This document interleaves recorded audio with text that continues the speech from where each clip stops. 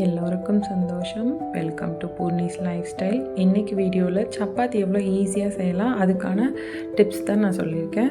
Full வீடியோவை பாருங்கள். சப்பாத்தி சமைக்கவே தெரியாதவங்க கூட இதை பார்த்தா அழகாக சப்பாத்தி சுட்டு எடுத்துடலாம். அதுக்கு ஃபஸ்ட்டு மாவு எடுத்துக்கோங்க. மாவு கூட யூஸ்வலாக உப்பு போட்டு பிசைவோம்.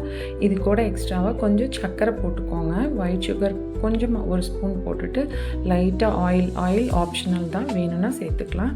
தண்ணி, இது சுடு தண்ணி இல்லைங்க, சுடு தண்ணி இல்லை, பால் இல்லை, எதுவும் இல்லை, நார்மல் பச்சை தண்ணி ஊற்றி நான் பிசைஞ்சிக்கிறேன். மாவு மட்டும் இந்த மாதிரி கொஞ்சம் சாஃப்டாக இலக்கமாக இருக்கிற மாதிரி பிசைஞ்சிக்கோங்க. பிசைஞ்சிட்டு ஃபைனலாக வேணும்னா ஒரு சொட்டு ஆயில் விட்டுட்டு அது நல்லா ஆயில் மேலே க்ரீஸ் பண்ணி நல்லா பால் ஆட்ட பண்ணி மூடி வச்சுருங்க. இதை உடனே நீங்கள் சப்பாத்தி சுட்டிங்கன்னா கூட செம்ம சாஃப்டாக வருங்க. ஆனால் நான் என்ன பண்ணுவேன், அடுத்து கிரேவி பண்ணணுங்கிற ஒர்க் இருந்ததுனால தள்ளி வச்சுட்டு அடுத்து அதை வேலையை பண்ணினேன்.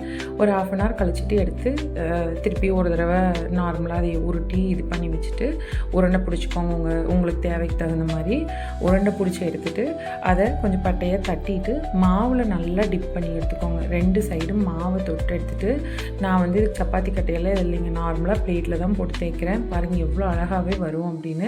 இதுக்காக நம்ம ரொம்பலாம் எஃபர்ட் எடுத்துக்க வேண்டியதில்லை. இது ஒரு வேளை தெரிஞ்சவங்களுக்கு தான் வருமோ அந்த மாதிரிலாம் இல்லை, அழகாக வருங்க. நீங்கள் அப்படியே தேய்க்க ரப்பர் மாதிரி இழுத்துட்டு போகும்.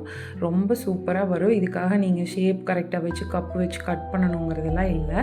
தேய்ச்சி எடுத்துகிட்டு தோசைக்கல்லில் வந்து இது முக்கியமாக என்ன பண்ணணும்னா கொஞ்சம் காஞ்சிடணுங்க. கல் காஞ்சதுக்கப்புறமா சப்பாத்தியை போடுங்க. மேலே போட்டுட்டு உடனே தோசை திருப்பி வச்சு திருப்ப வேண்டாம். 1 நிமிஷம் விட்டிங்கன்னா அந்த பபுளாக எழுந்திரிச்சு வரும் வெந்த மாதிரி.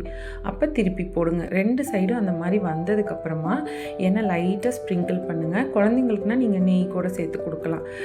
போட்டுட்டு நல்லா திருப்பி போட்டிங்கன்னா ரொம்பவே நல்லா சாஃப்டாக எப்படி பூரி மாதிரி எழுந்து வருதுன்னு பாருங்கள். அவ்வளோதான். இது எடுத்து நீங்கள் ஒரு பிளேட்டில் வச்சுக்கோங்க. இம்மீடியட்டாக ஹாட் பேக்ஸில் ஸ்டோர் பண்ணிங்கன்னா அந்த வேத்து போய் நீரெல்லாம் அப்படியே அந்த ஆவி பட்டு இதாயிரும்.